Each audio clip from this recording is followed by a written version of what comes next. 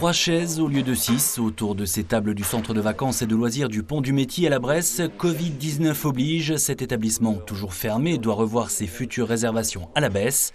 Pouvant habituellement accueillir jusqu'à 180 personnes, l'équipe ne pourra en accepter que 110 au maximum à partir du 27 juin, date de réouverture. Dans ces chambres-là, par exemple, sur les deux lits du bas, on n'a pas le mètre entre les deux lits.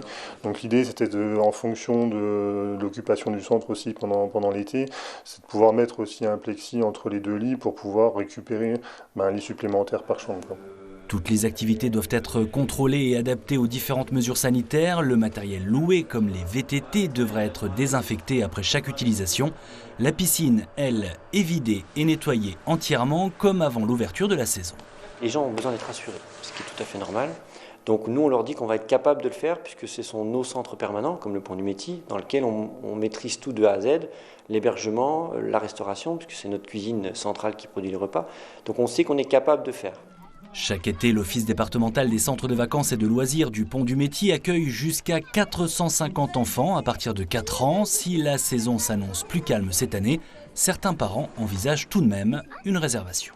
Ils cherchent aussi peut-être un mode de garde, une organisation un peu différente, des vacances qui ne peuvent pas se faire à l'étranger. On a beaucoup d'adolescents qui devaient partir en Croatie, en Espagne, et qui finalement disent pourquoi pas venir faire du parapente au Pont du Métis. Pour l'ODCVL et ses 13 centres en France, dont 6 dans les Vosges, cette pandémie représente une perte de 2,5 millions d'euros de chiffre d'affaires. Alors pour couvrir l'intégralité de leurs charges, ces établissements vosgiens, qui totalisent environ 500 chambres, doivent comptabiliser plus de 60 000 nuitées à l'année.